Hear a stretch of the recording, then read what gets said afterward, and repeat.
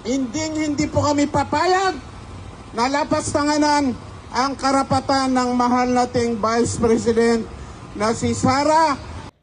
Magandang araw po sa ating lahat, sa mga subscriber ko po dyan na laging sumusuporta sa ating mga vlog, sa ating mga kababayan ho, mga kapwa OFW sa lugar diha sa Bohol, sa San Carlos, Pilar, Bohol, majong adlaw, majong gabi inin yung tanan diha o isang orasa man, Pilipinas o Amerika, Canada, kasi nakikita ko siyan sa sa aking analytics ba na saan yung mga bansa na maraming nanonood sa ating mga vlog. So yun nabanggit ko, maraming pong salamat sa inyo. Siyempre Pilipinas kasi yan naman ang talaga natin na kung anong lingwahe natin, yun talaga ang maraming nanonood sa atin.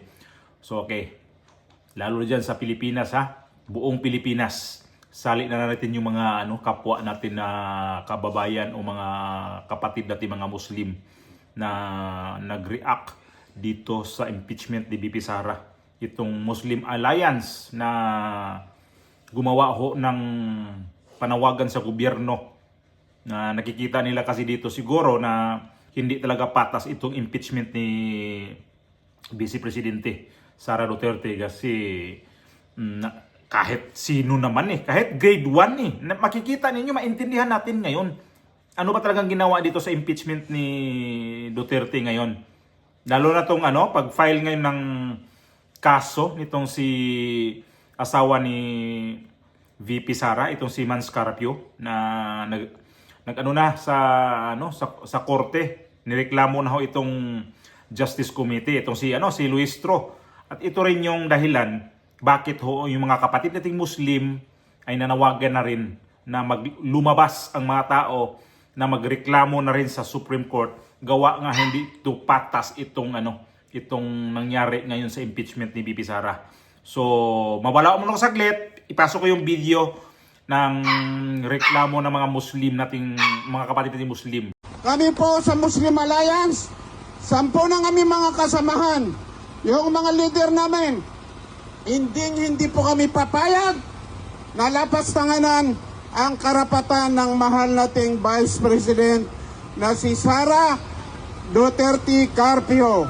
Alam naman natin na talagang yung pinaglalaban nila ay para lang sa kabutihan ng bayan natin. Yung pinaglalaban ng Duterte, walang iba kung hindi makikinabang ang bayan nating mahal na Pilipinas. Kaya po, kami ay lubos na nagpapasalamat kung sino man ay may busilak na puso magtungo rito sa Supreme Court para ipanawagan natin na sana maglabas na sila ng TRO para po matigil na ang impeachment sa mahal nating Vice President. So balikan lang natin itong nangyari sa mga Muslim na bakit galit ho talaga dito sa administrasyon ni Bongbong Marcos. Hindi ho to bago yung nangyari ngayon itong mga Muslim na sumama ho sa mga rally. Kung ako natandaan ko yung nangyari noon nung panahon ng kampanya ni Bongbong Marcos sa midterm election na hindi sila makapasok sa Visayas at Mindanao masyado kasi lalo sa Mindanao kasi nga itong mga Muslim galit ho ito, lalo rin yung inialigid-aligid yung bahay ni Tatay Digong.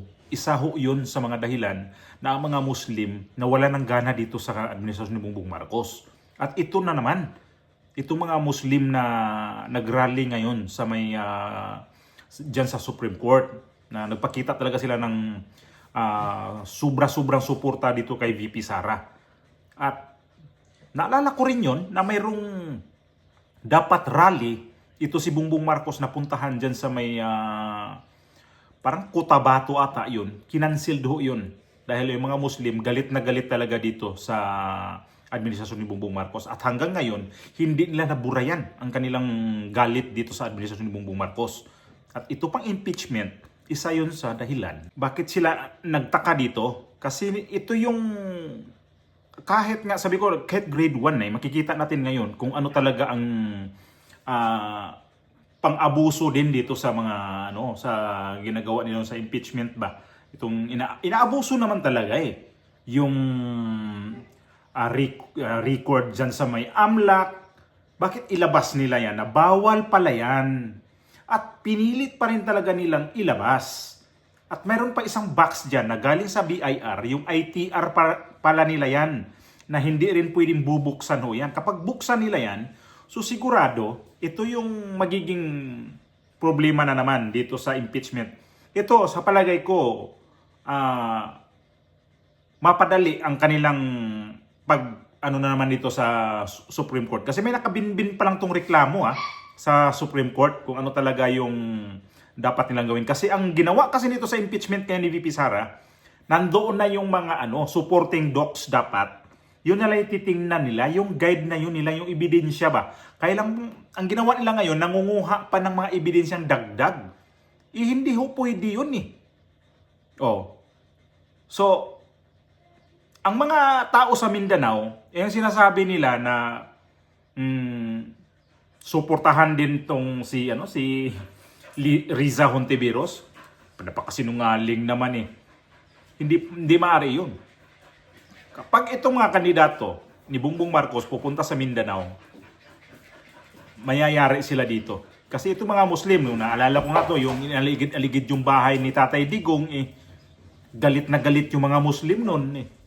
Tapos, itong buong Mindanao, solid talaga to sa mga Duterte. Visayas, itong Luzon, hindi naman din masulid ni Bongbong Marcos yan Kung sino yung kandidato niya, hanggang ngayon wala pa nga siyang kandidato, kung sino talaga yung gusto niya i-endorse Nagkaano pa sila, nagkabuang-buang pa kung sino yun.